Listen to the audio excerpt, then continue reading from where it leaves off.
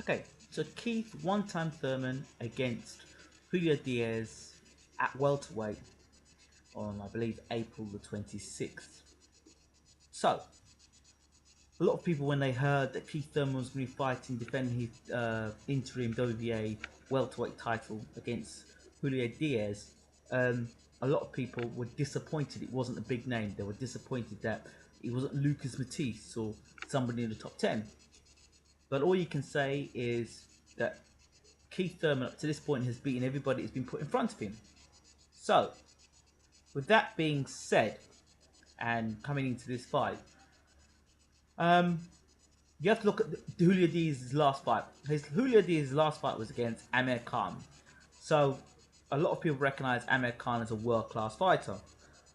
Julio Diaz also scored a draw against Sean Porter, and also Sean Porter came back and beat him on a unanimous points decision. I would say that Sean Porter was a big, strong welterweight and hits hard enough to drop Devon Alexander. So if you draw lines there, you'd say that Julio Diaz is a good fighter. Some people would say a world-class fighter, but has seen better days. But if he'd seen better days and he was given Amir Khan nightmares, then who knows? Could he cause the upset against Keith Thurman? Well, let's look at it this way. I don't think he can cause the upset against Keith Thurman unless Thurman gets completely reckless.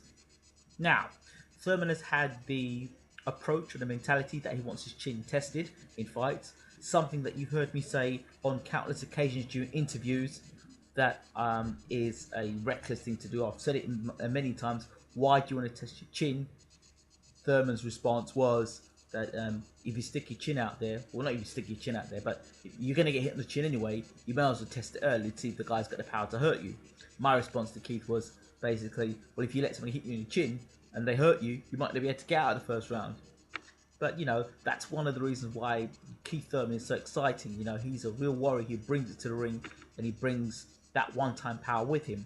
So, and if you look at Keith Thurman in his fights, the one thing I think he's improving on is footwork. From the Carlos Quintana fight to the Javik fight to the Chavez fight and then the Soto Karass fight. All those fighters, Soto Karass dropped Berto and stopped Berto. Chavez was a big puncher as well coming to fight. So you saw a lot of lateral movement from Keith Thurman. Keith Thurman is not going to come and throw wild punches at you. He throws his punches, gives you angles, left to right, side to side, back and forth. He's moving all the time. You see him moving. Just not a wild puncher. Okay, areas for Keith Thurman to be worried about. Well, you know, people say, "Oh, you're just a fan. You're a fan."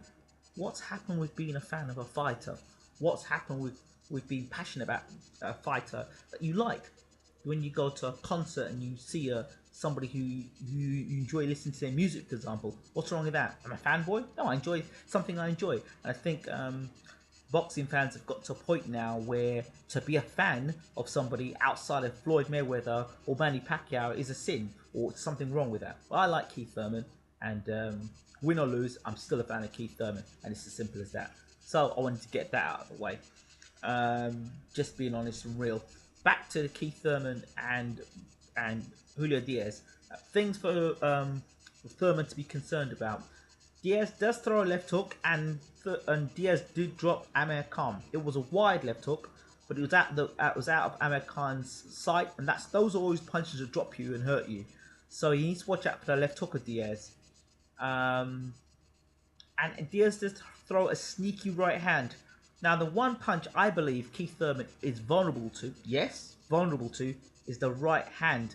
There's a tendency when Keith Thurman throws the uppercut from distance, he leaves his chin in the air.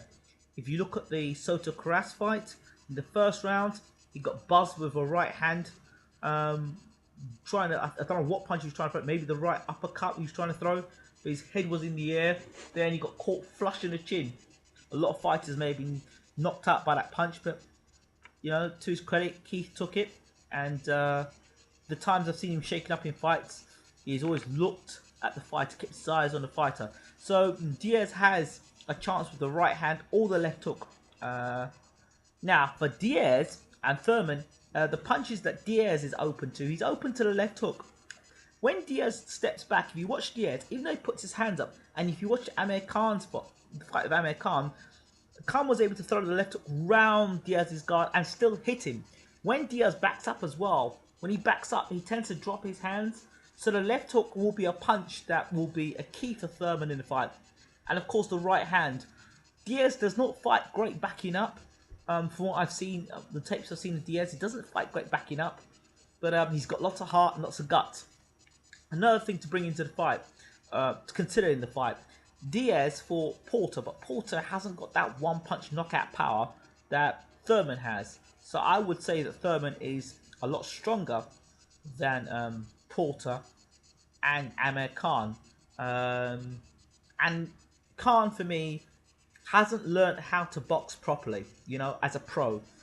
He hasn't decided whether he's a boxer or a puncher, you know, because he fights like a puncher but hasn't got the power to punch. He tries to fight in the pocket too much, yet his chin and his defense lets him down. So what is Amir Khan? If you can describe Amir Khan, what is he, a boxer? If you're a boxer, you're using your brain. He doesn't use his brain in fights. So again, what is Amir Khan? This is not about Amir Khan. I'm just bringing it up to you. So I think fundamentally, Thurman, he uses the jab well, throws good punches, sometimes wide punches, does throw wide punches and can be left caught open when throwing them big wide punches. By and large though, I believe that this is a fight that is going to show Thurman's another level, and I believe Thurman stops Diaz around the halfway mark. I don't think that Diaz, I think Diaz comes in straight lines. I think Thurman's going to use the lateral movement and pick him off.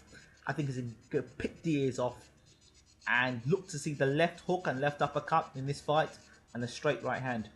Yeah, but I think the left hook's the key here for Thurman. Him and his team, Dan Birmingham, who's a great trainer, will sit down and look at Diaz and look at Diaz's weakness, and I'm sure they'll spot that left hook as the punch. So as Diaz backs up, look for Thurman to throw the left hook and look to see Thurman moving, giving lots of lateral movement in this fight as well, and looking to. Having said that, after speaking to Keith Thurman in the last video I did, he says he's fed up of people testing him. He says fed up being tested in this sort of manner, meaning he doesn't want to fight these sort of B-level opponents, and he's going to really take it out on Diaz. So we'll wait and see. Maybe Thurman's going to stand flat-footed and go out there and try and bomb Diaz out there. I don't know. But the one thing about Keith Thurman, he does fight differently for different fights. So you may not see the threat to Diaz's punch power. We'll see. Diaz is a threat, I think. And any man that gets in there with a pair of gloves is a threat. Because as long as they're throwing punches back at you and one punch connects, a fight can change. As I said, the likelihood is for me to see Thurman stop Diaz around the halfway mark. Too fast, too strong, too powerful, too good. Those are my thoughts. Let me know what you think. Can Diaz cause the upset in this? I'm out.